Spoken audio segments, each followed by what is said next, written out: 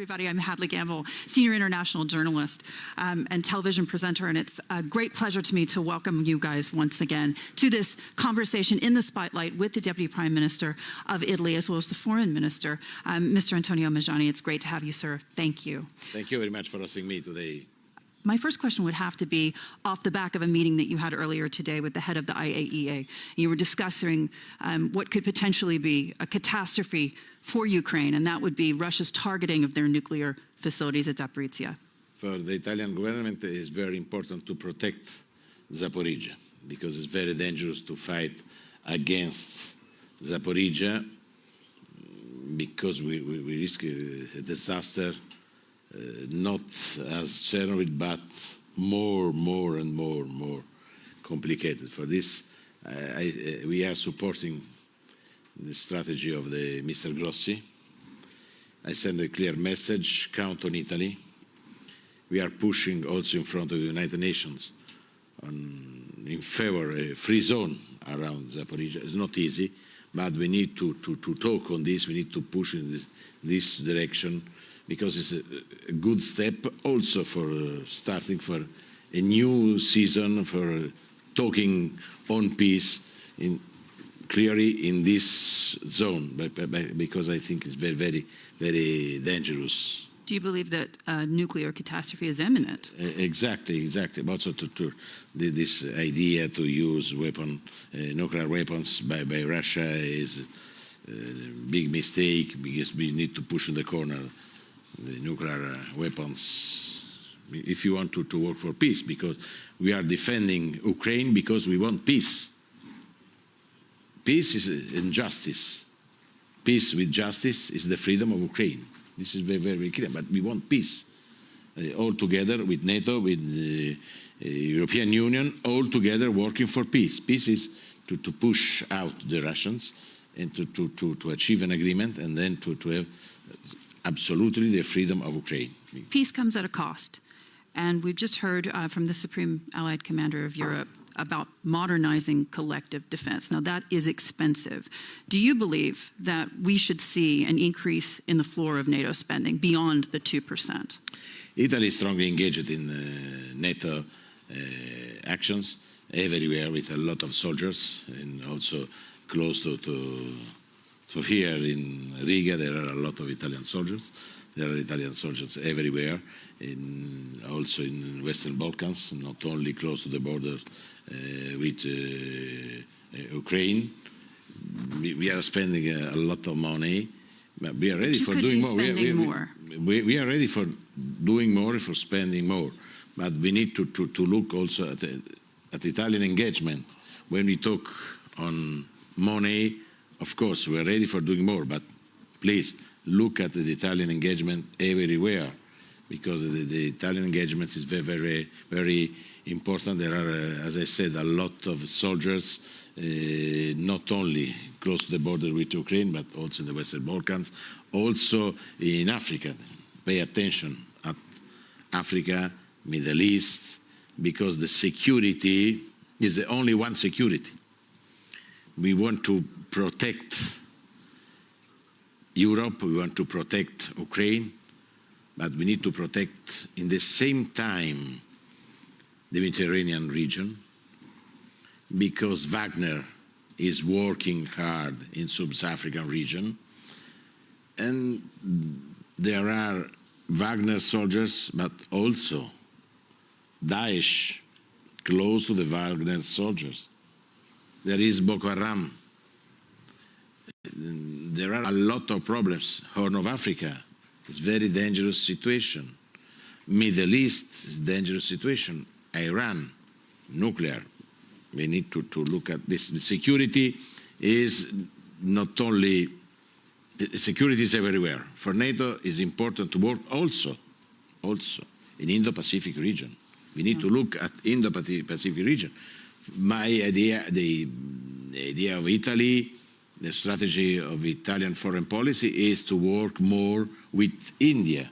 India is very important for a good, positive, with more security Indo-Pacific strategy. So India versus China.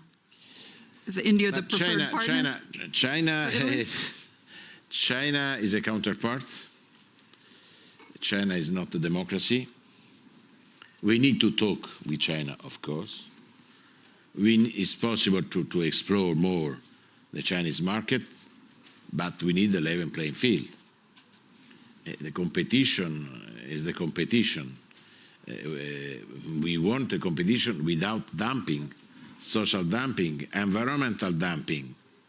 There are a lot of children working in China. Do you believe that NATO and its allies are doing enough to combat the problem of China? We need to be more present in the Pacific region. On Taiwan, we want the status quo. Our policy is one China policy, of course, but as I said, level playing field is very clear position. We want a level playing field. To be part of the public procurement in China is difficult for an Italian or European company. For the Chinese, it's easier in Europe or in Italy. This is the level playing field. We want to talk with China. It's okay.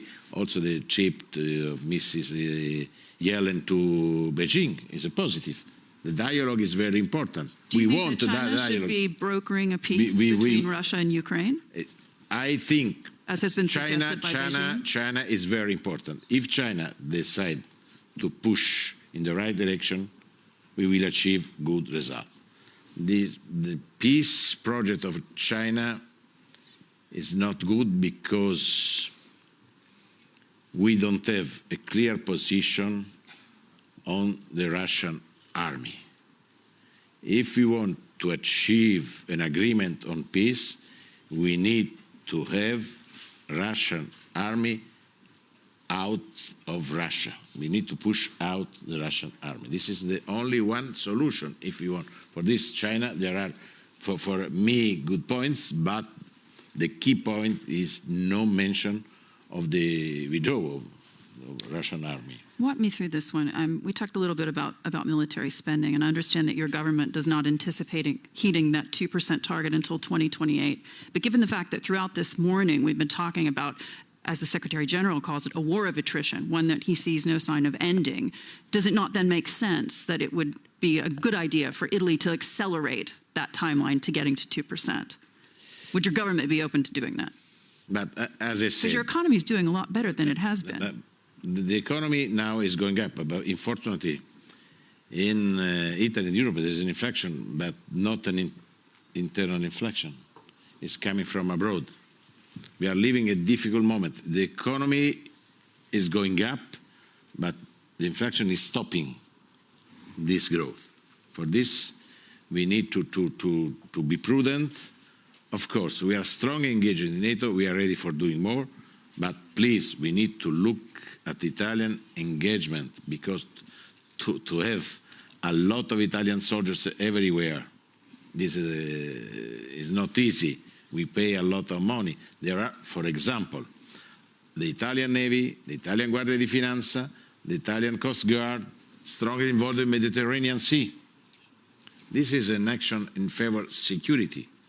For example, there are a lot of Guardia di Finanza soldiers in Albania, working against drug traffickers, human traffickers.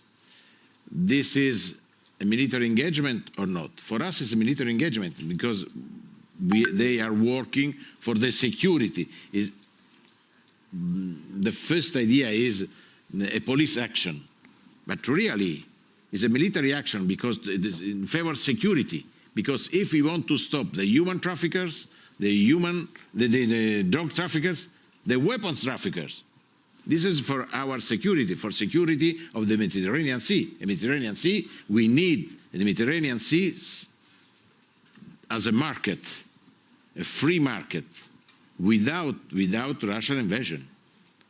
Why we are supporting Tunisia in this difficult moment? Why we want to achieve an agreement in Libya? Because we want to push out the Russians and to have a good link between us and North African countries.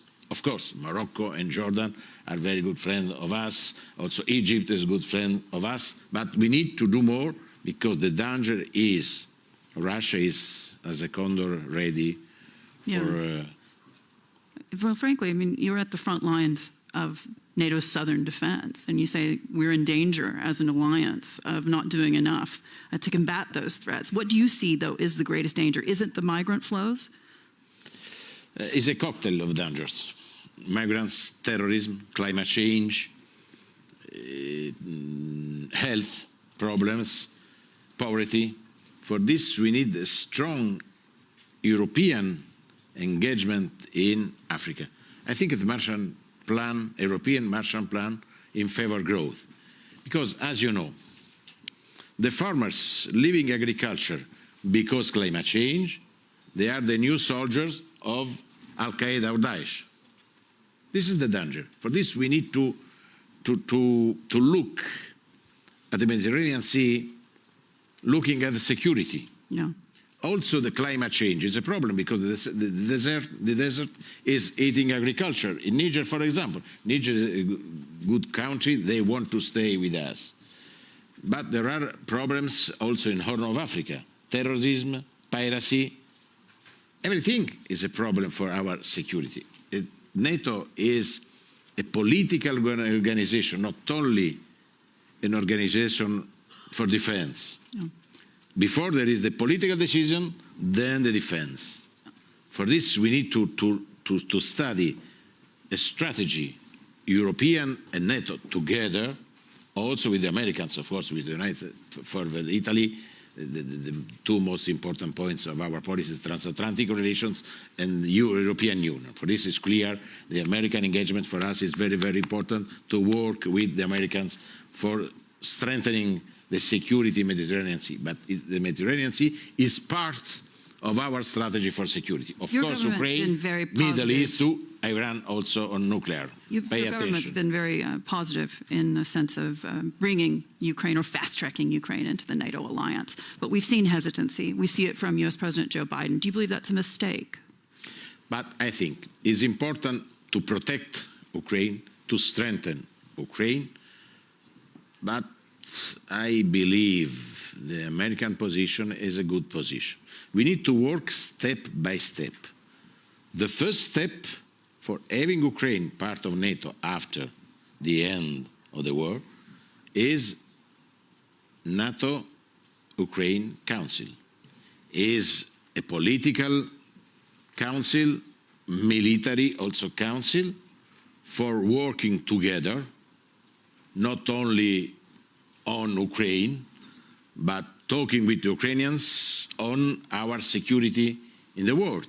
This is an involvement, Ukrainian involvement, very important, is a very important step. And then after the end of this war, there is another important step for having Ukraine inside NATO. This is, for me, is a good message to Ukraine. We believe in Ukraine. We want to strengthen Ukraine. We are ready for doing more for the defense, but only for the reconstruction of Ukraine. Our engagement is not only a military engagement, it's a political engagement, because Ukraine will be part of the European Union. Ukraine will be part of our internal market. For this, it's crucial for us to work for the construction. I organized with the Italian government a big event in Rome with 1,000 companies, Italians and Ukrainians, for paving the way for the first reconstruction. Starting today, reconstruction is crucial for sending a strong message by NATO, Europe, by us to Ukraine. For this, we believe in Ukraine. They are our best friends.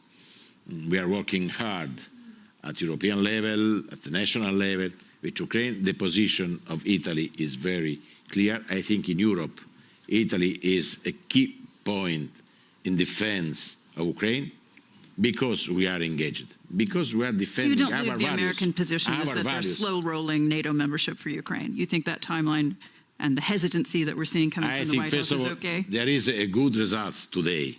Sweden is part of NATO.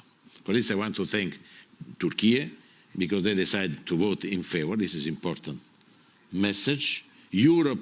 But they got F-16s. Yes, but I think we want to. They got a take-home gift. Yes, I think it's important to work step by step. I am pragmatic, and I want to be optimistic. This to have Finland and Sweden today in NATO, not as guests today in Vilnius, but part of our political and military organization, also with the agreement of Ankara. This is a political point, very, very important.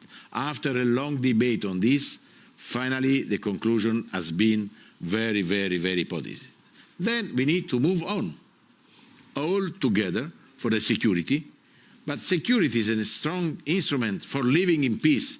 We want to live in peace, but as the Roman Empire said, si vis pacem para bellum, we need to have a strong defense if we want to protect peace. Our goal is peace. We are not engaged against Russia. This is very clear. We are engaged in defense of Ukraine, in defense of the international rules, in defense of democracy. Because at this moment the problem is between democracies and the different regimes in the world. We are part of democracy.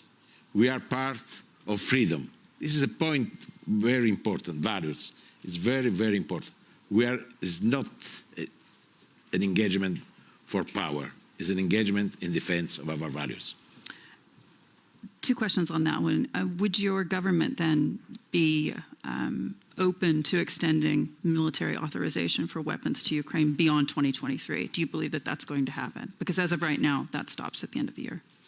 We are ready for doing what we need to do. We are supporting in every sector Ukraine. Of course, our weapons are weapons for the defense of Ukraine, because I underline another time, we are not anywhere against Russia. We are engaged in defense of Ukraine. We want to push out the Russians, but our engagement is not against Russia. Our weapons are for the defense of the freedom of Ukraine. It's completely different. I noticed that you're hesitant to call out Russia in terms of, you call them other forms of government. You hesitate to call them a dictatorship. The West and NATO's response to this conflict has raised a lot of eyebrows beyond the West, and I'm talking about in the Middle East, where you have other forms of government.